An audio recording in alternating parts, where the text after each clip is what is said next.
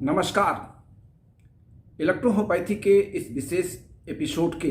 अपने YouTube channel DRL Shrivastava electrohomeopathy पर मैं बस्ती से डॉक्टर श्रीवास्तव आपका प्यारा दोस्त हाजिर हूँ। जी हाँ बहनों और भाइयों, अगर आपने अभी तक भी हमारे इस चैनल को सब्सक्राइब नहीं किया तो जल्दी कीजिए, क्योंकि अगर आपने इस चैनल को देर से सब्सक्राइब किया तो इलेक्ट्रोहोम्योपैथी के ताज़ा तरीन खबरें आप तक पहुँचने में बाधा बन जाएंगी। अगर आपको जल्दी चाहिए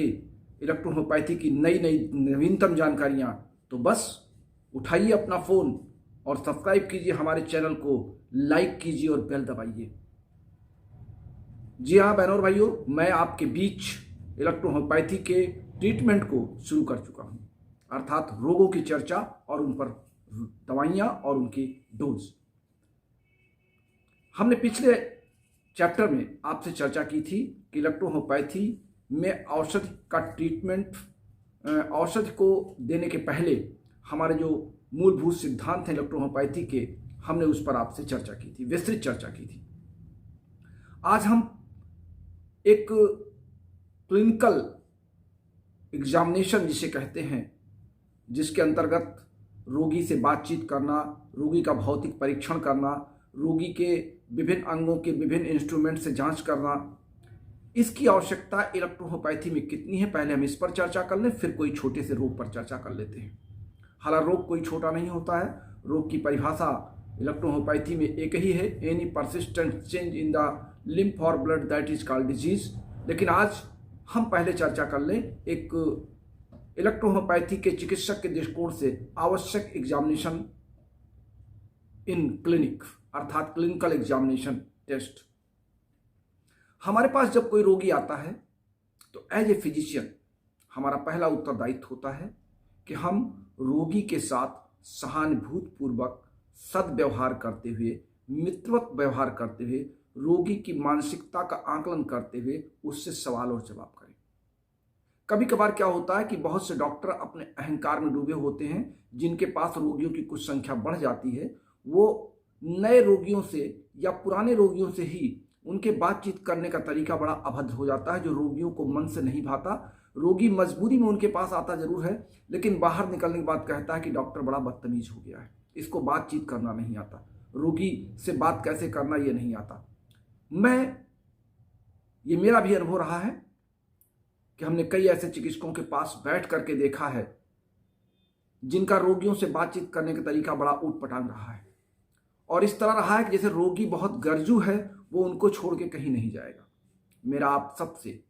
एक तो ये निवेदन है कि रोगी आपके पास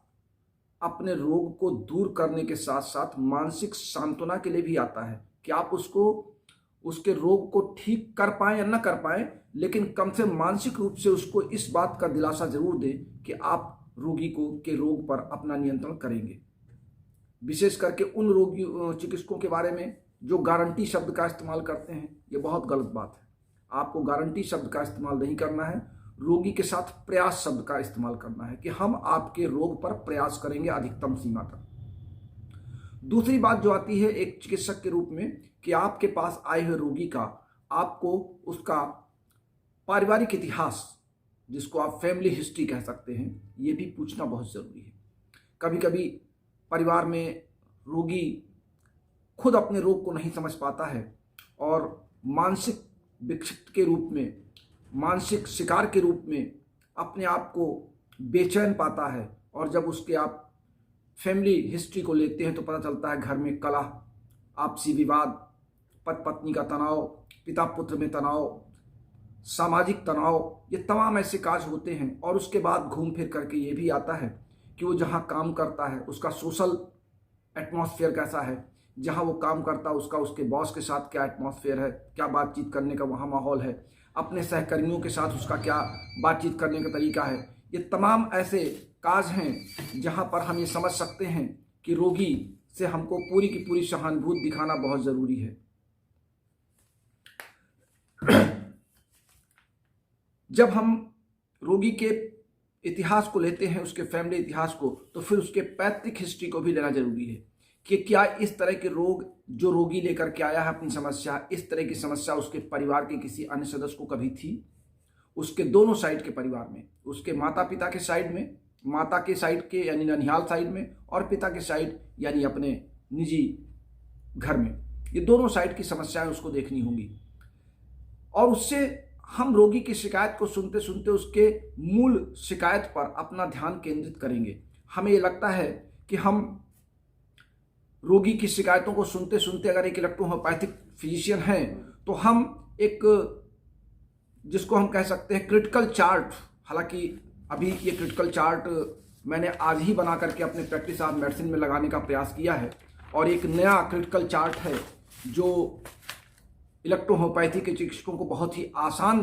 कर देगा प्रैक्टिस करने के लिए। इसमें बहुत मैंने दिमाग लगाया है और ये किताब जल्द ही आप तक समर्पित होगी, practice of medicine in my experience, जिसका प्रचार प्रसार बहुत जोरों से चल रहा है और लगभग 700 से ऊपर की एडवांस बुकिंग भी हो चुकी है। तो जहाँ पर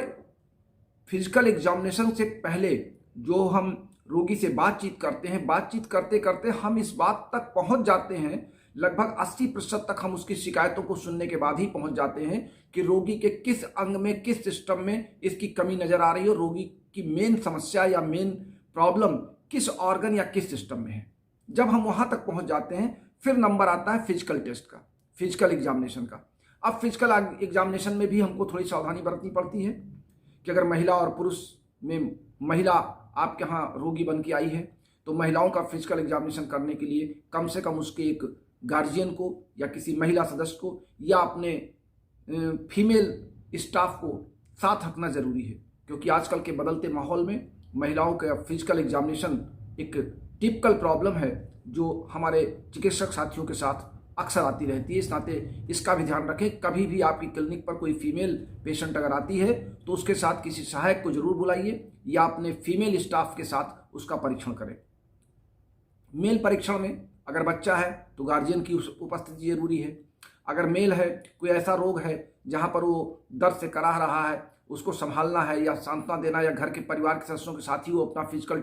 एग्जामिनेशन कराना चाहता है, तो वहाँ पे उसके मानसिक सांत्वना के लिए, उसको शांत करने के लिए उसके घर के किसी सदस्य को बगल में खड़ा करना भी जरूरी है। ये कुछ जिसको कहते हैं अनुभव युक्त बातें हैं जो क्लिनिकल एक्सपीरियंस में आपको भी मिलेंगी। मैंने तो 37 वर्ष के अनुभव में बहुत अधिक तरीके के तमाम प्रकरण देखे हैं और तमाम केसों को हल करने में अपना पूरा दिमाग खपाया है, और फिर खपाने के बाद आपके बीच इस तरह के वीडियो लेकर के मैं आ रहा हूँ। आमतौर से चिकित्सक केवल अपने रोगी के रोग और दवा से संबंधित रहता है, लेकिन ना, चिकित्सक को चाहिए कि पहले उसके रोगी से व्यवहारपूर्ण बातचीत, फिर उसका फिजिकल एग्जामिनेशन, और उसके बाद फिर बात आती है टेस्ट की। अगर आपको जरूरी लगता है तो उसका यूरिन टेस्ट, ब्लड टेस्ट या MRI या अल्ट्रासाउंड, जो भी आप उचित समझते हैं अपने पहले बातचीत के दौरान कि उसकी शिकायत किस अंग की ओर जा रही है, या सिस्टम आप नहीं समझ पा रहे हैं, या कोई और बात आपको लग रही है, तो आप उसके प्रति अपनी टेस्ट लिख सकते हैं, उस टेस्ट की रिपोर्ट आप मंगा सकते हैं। तो मैं समझता हूं कि आज किसी रोग को आरंभ करने से पहले ये बताना आपके लिए बहुत ज़रूरी था कि हम किसी रोगी के रोग पर दवा तैयार लिखने से पहले, प्रिस्क्रिप्शन बनाने के पहले हम उससे सद्व्यवहारपूर्ण बातचीत करें। कभी कभी ऐसा होता है कि रोगी हताश या निराश होता है अपने रोग से, और अगर आपके पास आता है तो इस उम्मीद के साथ आता है कि आप उससे सद्भावनापूर्वक उसके रोग को समझ करके, मैंने अक्सर देखा है कि कई रोगी ये कहते सुने गए हैं कि अरे उस डॉक्टर के पास मैं गया था, उसके पास तो वो तो 1 मिनट में रोगी देख लेता है, कुछ हमारी बात ही नहीं सुनते हैं, हम कुछ कह रहे हैं वो कुछ लिख करके दवा पकड़ा करके कहते हैं जाइए दवा ले लीजिए। ये व्यवहार एक चिकित्सक के पास नहीं होना चाहिए। आपके पास कितने भी रोगी हों, आप दिन भर में 100 रोगी से ऊपर देखते हो, लेकिन प्रत्येक रोगी के साथ आपका एक निश्चित समय होना चाहिए। रोगी के शिकायतों के प्रति उसके महत्वपूर्ण अंगों की जानकारी प्राप्त करने के लिए आपके पास एक निश्चित समय होना चाहिए, और उस समय का पूरा उपयोग रोगी के साथ होना चाहिए, क्योंकि रोगी आपसे अपेक्षा करता है कि आप उसकी हर शिकायतों को सुन करके मद्देनजर रखते हुए आप उसके रोग को ठीक करने में का प्रयास करेंगे। इस नाते मेरा आप सबको ये अपना सुझाव है कि रोगी के रोग पर लड़ने से पहले, रोग पर दिमाग लगाने से पहले उसकी बातचीत, उसके पारिवारिक इतिहास, उसके मेंटल स्टेटस, उसके आसपास के सोशल एटमॉस्फेयर, उसके कार्य करने के स्थल, उसके सहकर्मी, माता पिता या ननिहाल में होने वाले रोग के पूर्व का इतिहास, ये सब आपको लेना जरूरी है। उसके बाद फिर टेस्ट, और टेस्ट के बाद फिर आपका प्रिस्क्रिप्शन। तो बस आज के लिए इतना ही, फिर मिलते हैं अगले क्लास में। आपसे रोग पर चर्चा आरंभ करते हैं, रोग, लक्षण, दवा और उसकी खुराक पर। तो इंतजार कीजिए हमारे अगले एपिसोड का। तब तक के लिए बस्ती से डॉक्टर श्रीवास्तव को इजाजत दीजिए। नमस्कार।